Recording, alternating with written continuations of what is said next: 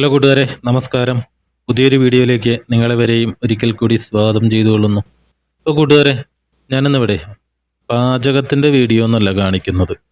ചെറിയൊരു അറിവ്, എനിക്ക് കിട്ടിയൊരു അറിവ് ഞാനതൊന്ന് പങ്കുവെക്കുകയാണ് ഇവിടെ. ഇപ്പം ജീവിതത്തിലെ ചുമ വരാത്തവരായിട്ട് ആരും ഉണ്ടാവില്ല. ഇതേപോലെ ചുമയ്ക്കുള്ള നല്ലൊരു പ്രതിവിധിയാണ് ഞാനിപ്പോൾ ഇന്നിവിടെ കാണിക്കുന്നത്. ഇപ്പം ഞാനൊരു വൈദ്യനൊന്നുമല്ല, എൻ്റെ അനുഭവത്തിലുണ്ടായ ഒരു കാര്യമാണ് ഞാൻ നിങ്ങളായിട്ട് പങ്കുവെക്കുന്നത്. 6-7 വർഷങ്ങൾക്ക് മുമ്പ് ഇതേപോലെ എനിക്കൊരു ചുമ വന്നു. അതായത് ഒരു 1.5 മാസം ഞാനിങ്ങനെ ചുമച്ച് നടന്നു.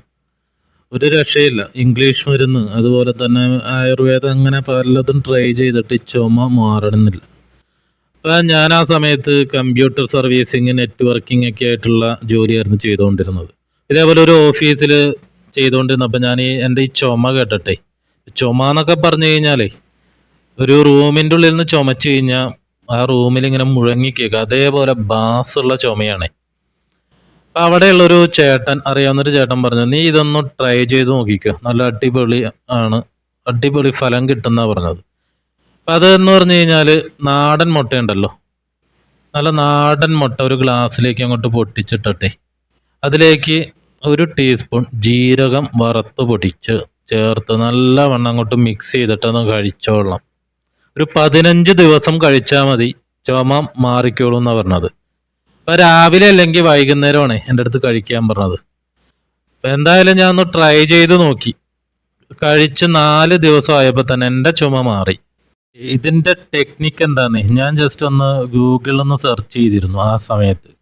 അപ്പം അന്ന് കണ്ടത് ഇങ്ങനെയാണ്. ഇത് ചുമയ്ക്കുള്ള ഒരു മരുന്നല്ല, ജീരകവും അതുപോലെ തന്നെ പച്ച മുട്ടയും കൂടിയും ചേർത്ത് കഴിച്ചു കഴിഞ്ഞാലേ നമ്മുടെ ശ്വാസകോശങ്ങൾ ഉണ്ടാവുന്ന ക്ഷതങ്ങളാണല്ലോ ചുമയ്ക്കൊക്കെ കാരണമാവുന്നത്. ഈ ക്ഷതങ്ങൾ കുറയ്ക്കാനായിട്ട് ഈ പച്ച മുട്ടയും ജീരകത്തിൻ്റെ പൊടിയും സഹായിക്കുന്ന അന്ന് ജസ്റ്റ് ഒന്ന് ഞാൻ വായിച്ചതായിട്ട് ഓർക്കുന്നുണ്ടേ. പിന്നെ ഈ പച്ച മുട്ട ഇങ്ങനെ കഴിക്കാനായിട്ട് മടിയുള്ളവർക്ക് ചിലപ്പോൾ പറയുമല്ലോ ഇൻഫെക്ഷനൊക്കെ ഉണ്ടാവാനുള്ള സാധ്യത ഉണ്ടെന്ന്, ഫുഡ് പോയിസണോ.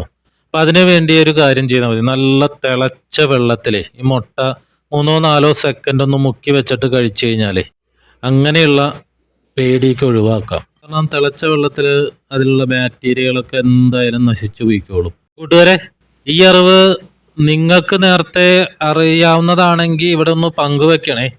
കാരണം ഒരു സപ്പോർട്ട് ഇതേപോലെയുള്ള കാര്യങ്ങൾക്കൊക്കെ എല്ലാവർക്കും ആവശ്യമാണ്. കാരണം എൻ്റെ ജീവിതത്തിൽ ഇത് വളരെ ഫലപ്രദമാണ്. എൻ്റെ അമ്മയ്ക്കൊക്കെ ഞാനിത് കൊടുക്കാറുണ്ടായിരുന്നു. അപ്പോൾ മറ്റൊരു വീഡിയോ ആയിട്ട് കാണുന്നത് വരെ നന്ദി, നമസ്കാരം.